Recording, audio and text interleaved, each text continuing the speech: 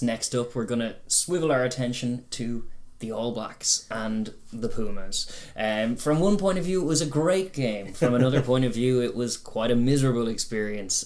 From the neutral point of view, it was kind of a foregone conclusion looking at it throughout. It was All Blacks 39-0 for the Pumas. That was at Suncorp Stadium last Sunday as well. The first of the double header, the curtain raiser. It played out as a curtain raiser kind of thing. It was just... it was disappointing. Like, I remember I was watching it with you. I didn't actually see it live. I couldn't do it, so I was watching it the day after, and you'd already seen it, and we were just watching through the first half, and I'm looking at it going like, geez, Argentina, they play a great nil, don't they? They really, really do. Like, they're hustling great on D. They're containing this mighty All Black side for large periods. It's just a shame they don't want to use the ball at all. Yeah. And that was kind of the story. Like, they just spent the whole game defending around their 22. Yeah, defending the red zone and really, doing it really well. Yeah. Like, cleanly for most of it. Like, the 39 was just the tries they scored. That doesn't tell the story of all the tries that were stopped by brilliant, innovative defence. But yeah, geez, like, they are offering less than nothing. Like, I think their performance was typified. I was cutting them slack. I was kind of enjoying just the novelty of their nil and how long it was going to last. But then on I think it was 39 minutes and 20 seconds were on the clock, and it was just before half time, that crucial period that we're talking about, just before half time. And it was Argentina with the line out. They had a line out in the middle third. They won clean ball off the top. They gave it to the 10. He just dropped it, chipped it, like, to no one. There was not even a chase. He just chipped it on first phase to the All Blacks with 30 seconds of gameplay left on it, and you know what happens. They go up the other end and they score a try, because that's what they do. And they got everything they deserved from that, from what I can gather. You're right to highlight the Pumas in terms of just the watching of the game. It did take away from the spectacle of it. We will talk about the Pumas as well, but for me the headline of the game as well is just how good this All Black team looked like compared to last year. True. And they're very, very good. They are persistent with their offense. They're so sharp in terms of their tracking line runs, and then just their willingness to play free flowing attacking rugby on the turnover. They're picking great lines off one another. They're sticking most of their passes, and they're patient. Like, the Pumas were holding them out in parts, but they knew that they'd break them. They knew that eventually they'd keep going if they kept persisting with their attack, and they are staying true to themselves. They are not leaning on their physicality. It's there. Their line out is possibly the best line out in the world at the moment. It's so sharp, both on offense and defense, but they're not leaning on it. They're leaning on their offense. That's where they want to go to work, which is much more of an All Black mold. And Foster is fostering that great culture in it, and like, you can see that by the personnel changes, comparing this to the historic win for Argentina 25-15 last year. But it was nowhere near the same All Black outfit, and I think it's typified by, like, they did do a chop and change, and obviously Mo'unga not available, Aaron Smith not available, and he's actually not going to be available for the rest of the tournament. But when you look at the 3/4 line, and you have, was it Barrett with a Villy and Brown, was it Leonard Brown that last week? Yeah, it was. It was Rico. No, it was Rico. That's what I was thinking, and I'm like, is there a more pacey midfield in World Rugby than that? Like, you'd factor Bowden, who's rapid at 10. Like, he could play 13, and then Rico at 13 is freaky fast. And they just kept probing. They minded the ball. They weren't stupid with their offloads. They weren't wide necessarily. Like, sometimes you didn't need to be physical, but constantly they were trying to get quick ruck ball and just good matchups for their attacking weapons, and they kept trying to find it, and for large parts it didn't happen, but ultimately, as this team does, they found it, and when they found it, they just kept finding it. I mean, I think it was the period between 33 and 47 minutes either side of half time, which we know is classic All Black time. That 14-minute period of match play yielded 22 points. It brought them from 7-0 up to 29-0 up and game over, as it so often does. The pressure in the early parts of the game told brilliantly, and they're really exciting me now, the All Blacks. They're putting it all together. Parts of their game weren't quite right. I still think they're a little weak at front row when they have to chop and change, like the likes of Moody still being in there is a little dodge, and even Tuna Guafe, like, he actually had a rough first half when the rest of them he was banded. He was leaking blood after like 2 minutes, and he came on with a scrum cap, and then he was twisted a few times. But Bauer seems to be the man who's going to start at loose end for them, but they still have a few perhaps problems in the front row going forward, but most of the time their engine room and its ferocity bails them out of any issues there. But then it's just generally just the way they move the ball is so crisp, and they have the physicality to mind the pill at ruck time. They don't give away a lot of offensive penalties. They're very clean, and then they work great from their back row as well. And they're like, guys like Blackadder getting in and doing a great job, the standard not dipping. I think Papali'i has had a great series this far. Has had a great year as well. Like he's just they have and obviously that's burying the league because Sevilla has been making headlines and Akira Ioane have just been they have a spoiled for choice in the back row in terms of their options, and all of them like have a serious work rate and work ethic both with and without the ball. So it's a lot of those guys who are doing a lot of the work that doesn't get seen, and very often they can get disregarded, but they are a match for anyone in the tight, and then it's in their offense is just more than a match for everyone at the moment. Just the amount of scores. I don't know if any other team is racking up 39 against this Argentina D. No way. Argentina defended really well. That's the other side of it. They conceded 39 points, but they defended really well. The lesson here is just you can't defend the All Blacks for 80 minutes and not concede points. Not concede loads of points, because that's what they'll do. But some of the tries in particular, the ones with just quick taps off penalties, generating chaos play, like they're really backing themselves these days, and they're sticking all of their passes. Their instincts are just so sharp, and then that married with their talent, it's like, how can I not concede? They just need to create as many chaos moments as possible, and they'll score points. And I love the quick tap as a means to do that. I just love the fact that they're trying to destructure the game more than structure the game in their favour. And I think it's potentially a box stopping model for them, and they seem on a crash course to claim their number one spot as undisputed best in the world by the end of the year, which I didn't see coming at the start of the year. I thought it'd be tougher for them.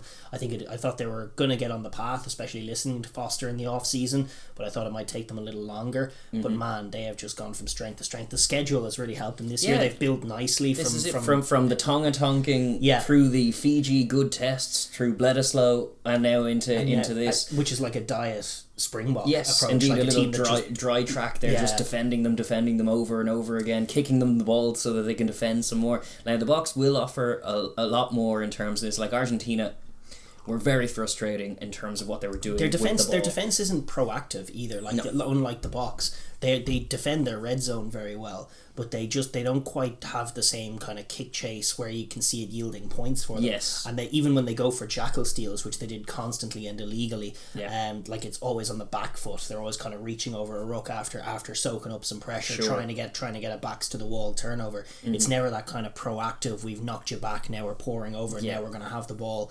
And then, as you say, when they have the ball, they are just they don't know what to do with it. It seems like the mistake that Ledesma's making right now is that he thinks that a solid set piece and defense is enough to win games, probably based on the evidence of last year. But he's so that is a foundation on your game, and it's a great foundation. They have a solid set piece and a really good defense. They got to do something with it. They are just not doing anything when they get the ball. It's refusing to. And it's a weird collective thing because it's tough to even single out anyone to blame. It's a massive kind of mindset thing because you have guys like that. That back line is littered, and even the guys who don't make it, the whole squad is littered with talented backs. But there's no shape, and when they go one phase and it's one out from the ruck and they carry, and like even if they win that collision, which they did a lot of the time, like Matera goes over the gain line or Kramer goes over the gain line and the scrum half's there, but there's no shape. They're just kind of ambling into an attacking shape, whereas the defensive line has already scrambled in to be ready to stop them. There's no proactive attacking shape, there's no pattern,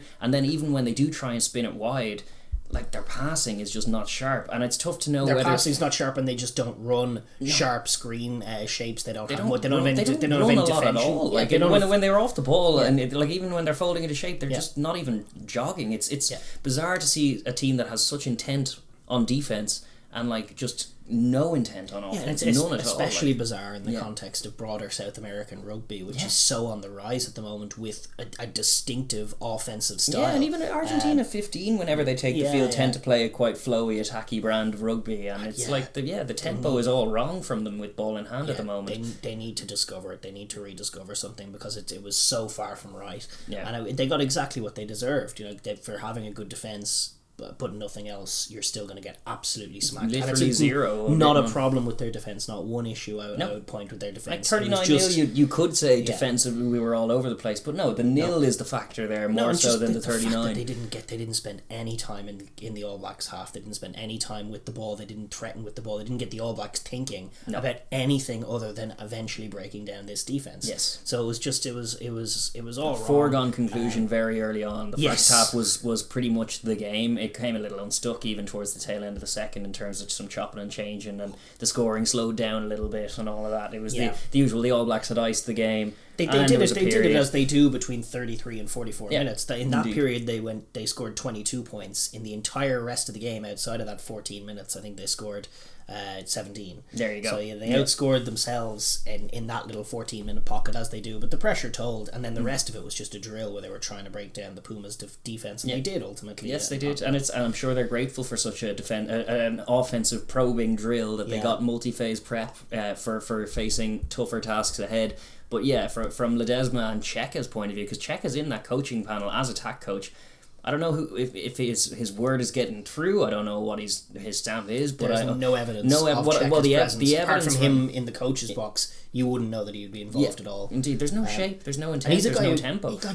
He has lots of track record of creating innovative attacking teams, be it through Leinster originally, and then even when he was with Stade Francais, he had some interesting attacking shapes with the Wallabies, like thinking of them carving through England in that World Cup on their run. Always attack. They always knew their way around an offensive set, and Cheika himself emphasises the Pumas are similarly modelled. The Pumas, they love getting their wingers involved off their wing, picking inside balls. Sanchez vibes off that kind of distribution game. They love running screens. They love going wide. They're built to attack in a lot of ways. The Jaguares got to a Super Rugby final playing lovely attacking grand as well. They've kind of phased all of that out, de-emphasised it entirely, and just focused on the defence. Now they've guys like Kramer in there who is an incredible defensive workhorse, but can't catch a ball, and there doesn't seem to be any evidence that they're working on that. His handling is quite clumsy. But as you know, if you get Pat Lam or someone in charge of that team and that guy, you turn him into a superstar just by working on it. Reps. Yeah. He's not like dyspraxic. He just doesn't focus on it. Yeah. And you can absolutely through training and drilling. Sure. The Connacht model is the evidence of the Pat Lam thing. You come into Connacht and they're a totally inept force that are focused on dragging the game down into the dirt, but ball handling. John Muldoon, he was a put it up the jumper man until Pat Lam came to and then Connacht. suddenly he's channeling his inner Fijian. Who knew you had a Fijian in you all along? I know Kramer could be that player with the right coaching, and at the moment I don't see that he's getting it. But anyway, Ledesma in his defence had some remarks after the game. He basically sought to put the blame on a lack of preparation time. So his explanation was basically that after the July tour they went on their summer holidays, and he was saying, obviously, as a consequence of COVID and everything else, they've lost their Super Rugby. He says 90% of our players, if not more, that started today are playing in the Northern Hemisphere, and we are competing in the Southern Hemisphere. These guys finished their season a month ago, or a little bit more. Then they played the July tests. Then they went on holiday, and then when we came back from holiday, we just had 4 training sessions before the South African game. So all of a sudden, the first pre-season game that normally you'd be playing for the Jaguars or the Jaguares, you were now playing against the world champion Springboks. Yeah, and that was his defense of defense. That was sort of him his assessment of what's gone wrong. I don't know. Do you buy that explanation as a reason why they just aren't doing anything with the ball? No, I don't. I do buy it as an explanation as to why it's looked a bit more of a mismatch than we know it should be, because we know Argentina are a bloody good team. But as you highlight, it's mid-cycle in the World Cup cycle. They'll be game come World Cup year. But as far as address their problems, that's it in terms of just the pitch of the battle. But I do accept part of what he's saying there, as far as we've seen it before. Argentina, I've seen stats of Matera, who's circumnavigated the globe several times in a season of rugby because of the amount of travel that they tend to do, and it can upset their ability to get up for the pitch of the match and stuff. And we've seen that with Argentina teams over the years. The travel, you have things like quarantine and stuff. Upset preparations don't tend to serve them well, whereas when they can getting camped in one location for a month plus and then go into a tournament, they're better served for it. That's all true, but it doesn't explain why when they have the ball they're not able to and not trying to do anything with it. And they've scored, what is it?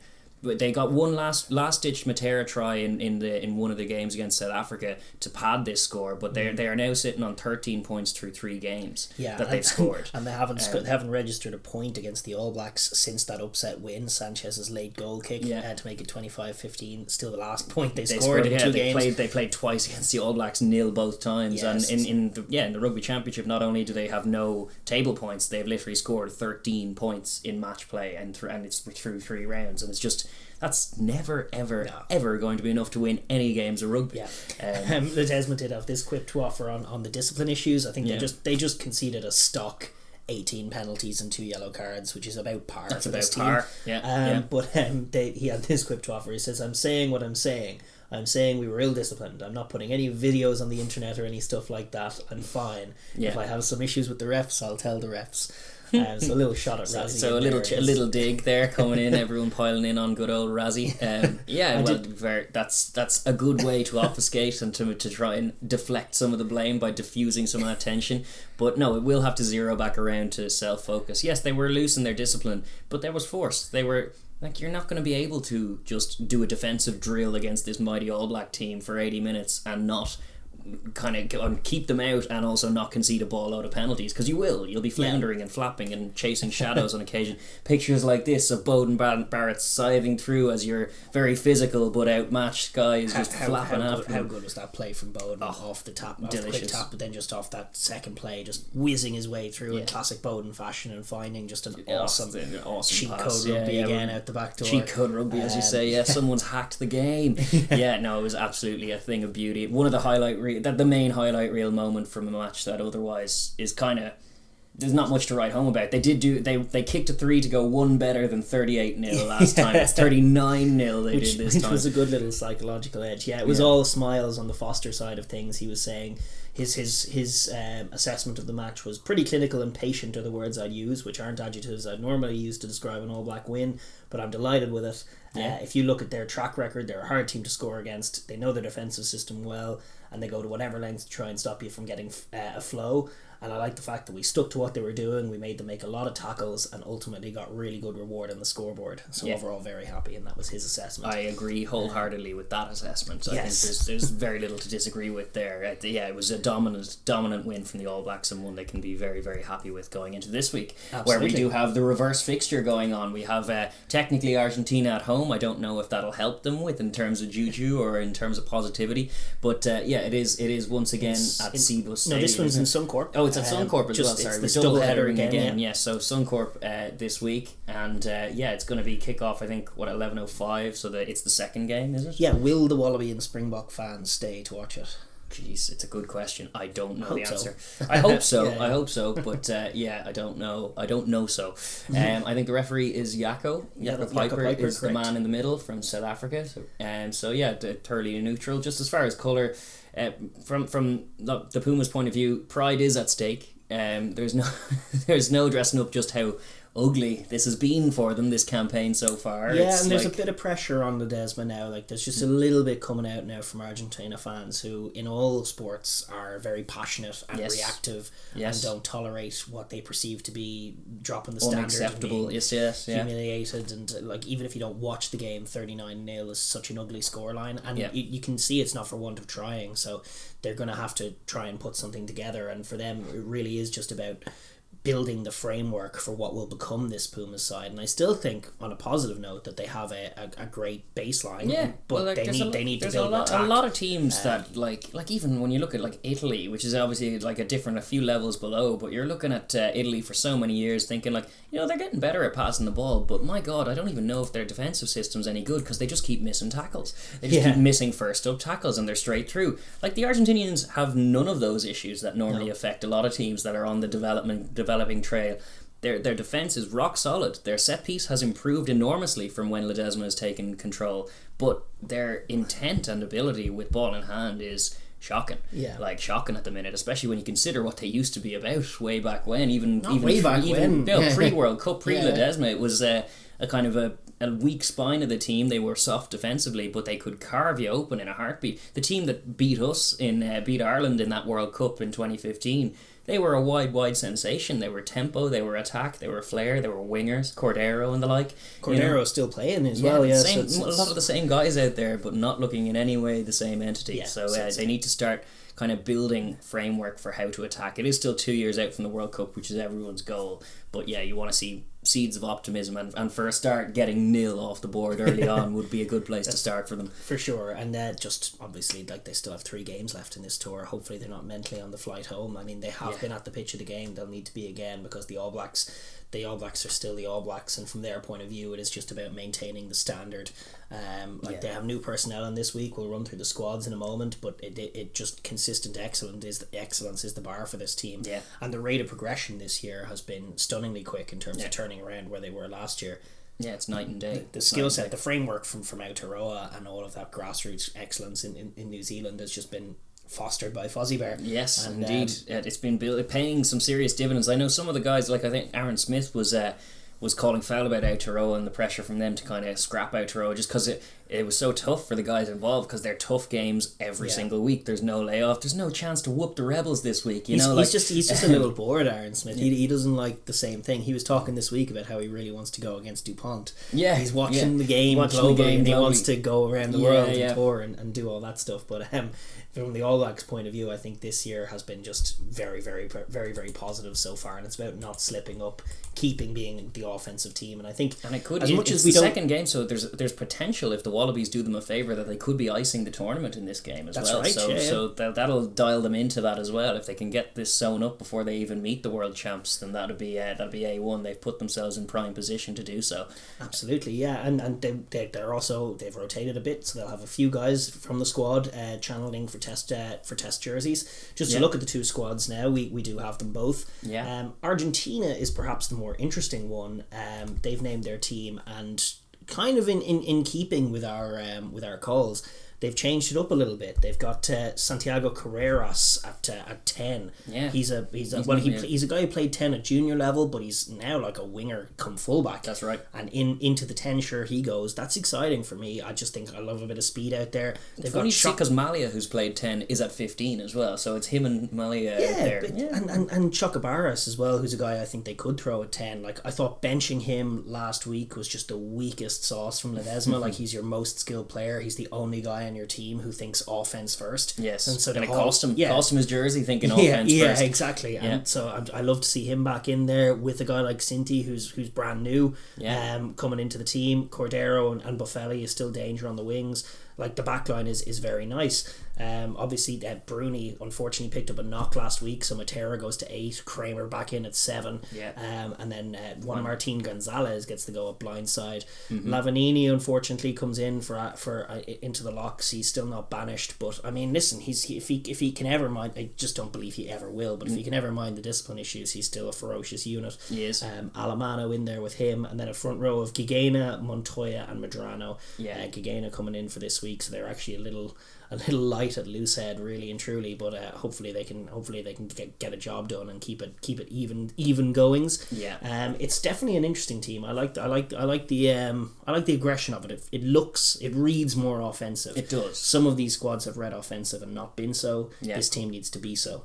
It's true. Also, just on the Lavanini thing, I think it's Petty's kind of forced their hand. Petty's now on the bench, but it's just he keeps doing the Lavanini role, giving away needless penalties all the time. It's been awful, hasn't he? He has, and he's normally such a stalwart for them, and he would be like, I'd be leaning towards Petty Alamano / Petty Kramer for them, but he's been a problem thus far, so he recedes off to the bench. But hopefully, as you say, the Lavanini factor will just be positive smashes and no kind of reckless high shots or ludicrous yellow cards coming from him, which it's a toss of a coin which one we see. I mean, it'll probably happen at some stage, given the fact that they're likely to lose. He probably will get frustrated and hit a black jersey off the ball at some point. Damien McKenzie smashed around the head, something along those lines. The All Blacks have also gone choppy changey. They've gone. They've brought DMAC into 10, so a couple of headlines really in the 10 shirt. DMAC against Carreras isn't necessarily what you would have thought. They've given Quintu Paya, who came off the bench, a shot in the 12 shirt, so a rest for Havili this week, who has owned that 12 shirt. Rico partners him in the middle, and then a lightning back three of Bridge, Jordan and Jordy Barrett.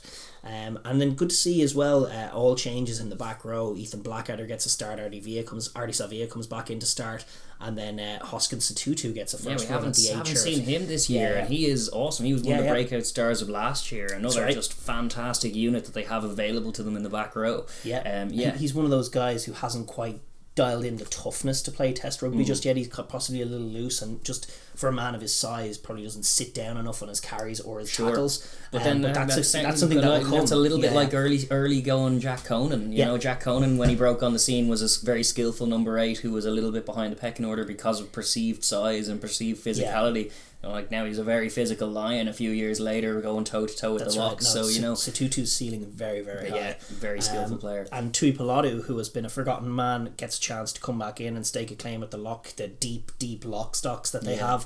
Tupou Vai as well in with him, and then a front row, an experimental enough front row to be honest, of Joe Moody, Taugiaho and Tyrrell Lomax. Yes. So a few changes for Lomax. It's something. It's like, the Argentinians should be looking at that, thinking they might be able to get something off at set piece. You know? They should, but there is danger on the bench. However, yes, the front row has almost a Springbok read to it of Bauer, Tuangafasi and Cody Taylor. Like that's a meaty front row. Yeah, that's as bomb squaddy as bomb squads come. Yeah, with Scott Barrett and Luke Jacobson as well, and then they also have, of course, Bowden Barrett on the bench. If things go wrong, they can bring Bodie on. And Finlay Christie, I believe, getting on the bench as well. It'd be good to see him out there. Another just class scrum half that I really do envy. It's really, actually, I've dialed it in. It's New Zealand and France who I envy right now, because I think halfbacks in Ireland could improve, and I love their stock at halfback. I just love the average club level halfback in New Zealand is just so high. The ceiling's so high. Finlay Christie's had a great season for the last 2 or 3 seasons. He's been pretty consistent. It's just the fact that you have TJ Perinara and Darren Smith, and you have Brad Weber, and all of these guys who are kind of just in your way for these jerseys, but he's a top level scrummy as well, so it'd be good to see him get a run out as well. For sure. And Braden Enner on the bench as well, with a chance to for a rare appearance from him too. So a few changes from New Zealand. Looking at the game from the point of view of each teams, obviously we've discussed the Pumas really at length in this, but just to briefly almost go back as well, just with all of these new names in there, it does need to be about developing an attack. I mean, obviously they're going to need to arrive at the pitch, they're going to need to defend. They know the All Blacks are going to bring offense to them, but if they can defend as gamely as they have done and get an edge at set piece in the early goings, which they might, probably not at line out, but certainly at scrum they can have a cut. They can have a cut, but it's really about developing the attack, and that's all I'm going to be looking for is what they're doing with the ball. And all it'll take is just a few things, just as you say, quicker to fold. They need to get into some kind of shape, come on, like when the forwards are carrying, come onto the ball. That's what's weird. Like there was a set last week where they were trying to kind of smash through them, but it was off 9 and it was quick, and the guy carrying was game. You'd have like Kramer hits, Matera hits, and someone else hits, and it's like all 3 of them won their contact. What's the plan? What's next? And it's like another guy hits, and it's like, but you've already earned the right to go wide. You sat them all down. Where are you going next? Yeah, and sometimes the All Blacks, like Rico was doing a good job of cutting out the outside last week, but that's where you can use the boot. Like all of these guys have such footballing ability, but Carreras in a 10. Also, like Chocobaras has a very high ceiling as a player as well. He's a potential star. And I think like using his kicking game, if Rico's shutting down the outside, just working a bit of space to allow you to put some plays together with the ball to either edge some more territory than you had last week, or edge some attacking opportunities for yourselves, but just to not to find ways with the ball to not end up defending your 22 for the whole game, albeit through kicks that are on the front foot that you can work a bit of space in, maybe even take on a 50-22 or something like that. I don't mind that. Or just through ball in hand where you're winning a few contacts and having a cut because you know they can. But all of that takes shape, and it takes like a change in mindset on offense to be speedy and proactive. And as opposed to just a bit passive and pedestrian, which is just never going to be good enough to break down even a modest test level defense. Even your kind of Scotland defenses will gobble them up what they're doing right now, where let alone, like we're in the Rugby Championship here, they're all very, very good defenses. You need to up your game to try and break them down, and you're not just going to smash through them with one out carries. You're definitely not going to do that against these All Blacks. So finding inroads that way, like I'd like to see some evidence of patterns and plays. Like they go off the top of the line out and do something with it that isn't just give it to the 10 to chip it to the All Blacks, which they did at the tail end of the last half. Like that's just, what are you doing? Like I'd love to see them send a centre down that hard line, maybe hit someone up Matera the next phase, and then on the third phase try and do something. Like try and find a set piece. I'd like to see some evidence of check his playbook. We've seen them score tries against the All Blacks before. It's not an unheard of thing, and the All Black defense, while it is very good, not unplayable. They need to develop an offense. The other thing I would ask them to do as well,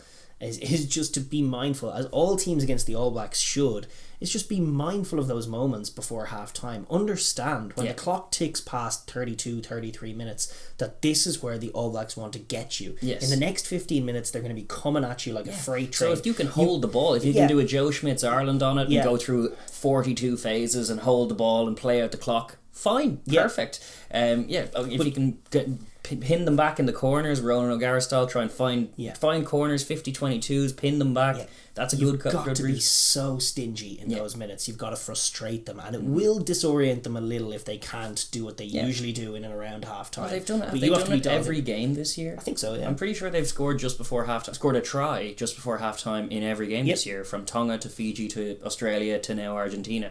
They are just putting the game away either side of half-time. So how you can not expect that from a preparation point of view. I understand that you're tired at the tail end. You see a lot of teams do the opposite, where it's like play a good 30. The Springboks are guilty of it. Play a good first 30 minutes of a half, and then kind of switch off towards the tail end. Michael Hooper's worst error of the whole season this year was after they scored a try before half-time themselves off the restart.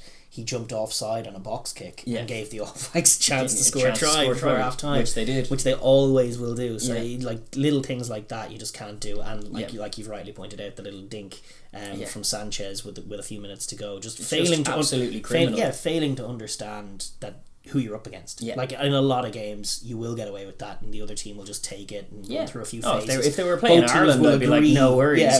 Both teams will agree to take half time together. Indeed. The All Blacks are not going to do that. If you give them a sniff, they will kill you. So just recognising that and then also developing an offence. Those are my only two notes. Yes. If they could score at least one try, that'd be very nice. But even at 3 point, they can get the donut off the board, kick a 3 early and be done with it, because it is a monkey on their back now. They're going. The All Blacks will be thinking it. They'll be going like, going for a hat-trick of nils here against these boys, and they'll fancy it, because the Pumas have offered very little on offense so far. So hope to see more from them in this match. Just attack. Attack. And from the All Black point of view, obviously a few guys in there with opportunities. DMAC going at 10 is interesting. That's interesting. We've seen him there before. He'll probably get a few more It was a curious bit of trivia when he kicked that 60-metre 3-pointer in one of the Bledisloe tests, that it was actually his first 3 points for the All Blacks.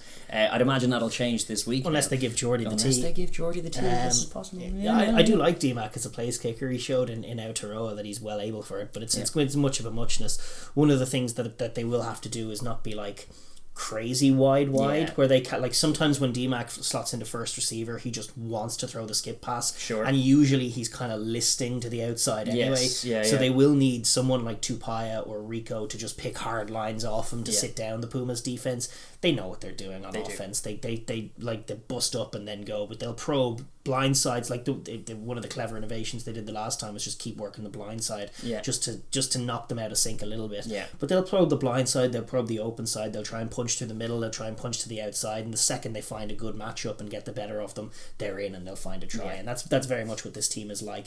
There is scope for them to be just a little, like, if they get caught with their pants down, they're just a little wide and they're not getting through, and then they're losing scrum battles, and then there are a few penalties down. Even if they're knocked back a little bit in contact and open play, sometimes TJ's passing can be a little more erratic than Smith's, and then if his passing's erratic to DMAC, who's maybe a little less confident, there's definitely potential for a game Argentina to upset them and stymie them in a chop and change kind of thing. But they will be confident in their ability to outlast the Pumas and ultimately to get the scores they need to see them home. And that confidence will probably lend itself to a bit more composure and calm. That even when things are going a little bit awry in the moment, they can kind of have a macro sense of, it's okay, we got this. They're attacking better these days, and they just adding tempo. If ever they're getting stuck, they just need to add some tempo and then just win the territory battle as well, so that when they are stuck and the Pumas are maybe winning some penalties, that it's all taking place in their half. So little kicks, if their offense isn't quite working, will do wonders. And then or don't shy away from an early 3-pointer. Like they won't. They won't. Like they'll happily, and as the box demonstrated in terms of the box way of beating Argentina earlier on, like Argentina will try and play a 3-pointer game if you let them, but generally you're going to create more scoring chances than they are on the balance of play. So like, chipping them over, just 3 points is almost as good as 5 or 7 against this team, because scores are so seemingly tough to come by for them, particularly against this All Blacks. So where you can exert scoreboard pressure, do so, but also have that in the back of your mind that ultimately the chances will come. And you are highlighting that their time is from just before half-time to just after half-time. That's when all of that probing pressure and all of that offensive headache that you try and create ultimately ends up yielding scores in that period. It's true. It is a big job for the forward pack. There are a few new heads in there. Moody and Lomax will need to scrum hard. True. I think Tui Pilatu, who's been starved of minutes this year. Yeah, he's another big super unit. Player. He was excellent last year. He was, and he needs to come in and have a big performance. Even Tupou Vai as well. Like, you could see it going wrong if they're disoriented somewhere, and then all of a sudden they're not finding the ins. And the Pumas defense can be a tough nut to crack and cause you to panic.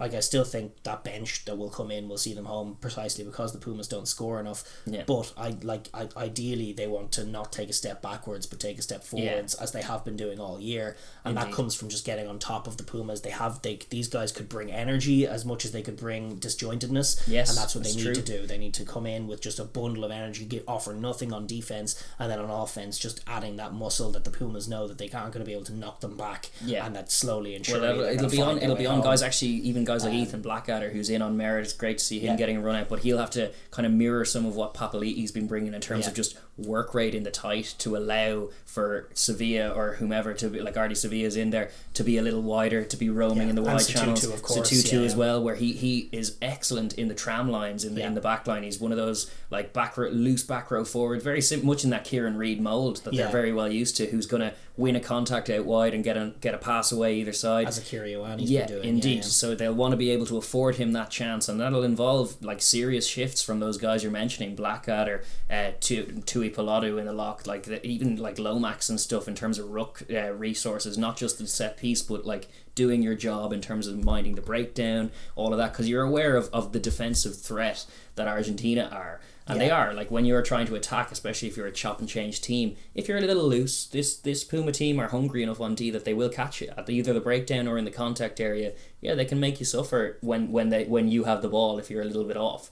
But ultimately, I think they'll have that confidence that even if it's going awry for 5 or 10 minutes, or they have periods where it's a little sloppy, that ability to score and that backing of their skill set and their will to attack will ultimately see them through, because I think it'll just usher in that calm. Like, even if they go behind, which is like something that I can't really envisage, but if they're 3 or 6-0 down, like, it could happen. No worries, that could happen, but no worries. Like, there's a team that are so on a confident streak right now that even if they were 2 scores down, which I really can't envisage happening, but if it is to come to pass, I would still have faith in their ability to come back into it. Yeah, maybe. I definitely think that'd be an interesting picture for the young team. I would love to see it. How do you think it'll go? What's your same just copy paste the last game? Yeah, I'm gonna hope and I'm gonna back Argentina to score a try.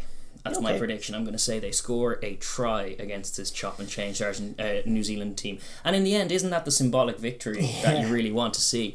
No, I think in terms of, it might be 39-7 or something. Like, it'll be a big win for the All Blacks. I think they won't score quite as much. I think the chop and changing will have an effect. It'll play Argentina a bit more in. I don't think we'll see them quite as lethal, because I still think Argentina can defend really, really well. They did so last week for ages. So I think it'll be a slightly lower scoring, but still dominant win, like 2 or 3 score, 3 even 4 score win. I personally don't know. I'm still waiting to see this Pumas team attack. I love the selection. I love a winger at 10. Why not? Let's just be quick. And I love Chocobaris and Sinti in the centres. I think they will look to attack a bit more. The question is whether or not that works. I mean, we saw with Australia trying to attack this All Black defence that it was very, very tough. Is it Bertrand who's still in at 9? Yeah, get your running game going. Tate McDermott showed you the way. Nick White showed you the way. That's where the space is, in there. Go. Absolutely. It could start from 9, but just the intent to do so quickly and that's what I want to see. If I see that, then maybe it'll be like 42-17, and that'll be a more traditional All Black Pumas game, which I'd love to see, but I just don't know yet. I'm kind of up in the air. I think the All Blacks will win by about 20, possibly more. Or it could be 40-0 this time. Yeah, well, 38-0, 39-0, 40-0, yeah. maybe. But it's on the Pumas. It's on whether or not the Pumas can get something going on offense and how easy that's going to be to build in a week against a very, very good defense. Yeah, they're not going to build it in a week, but the intent and the emphasis you can change in the week, and that's all you're looking for, is just to see them be intent to attack this week where they really weren't. Yeah. So I guess that's that game. Hopefully it'll deliver a little more intrigue than it did last week. Another double header to wrap up, like rugby championship double headers. I'm envious of you guys down in Australia. If you're down in Oz, get yourself down to that game. What a show! You're going to get 2 top level test games back to back in Suncorp. That's just a good spectacle for all rugby fans. Absolutely, yeah. Looking forward to that one.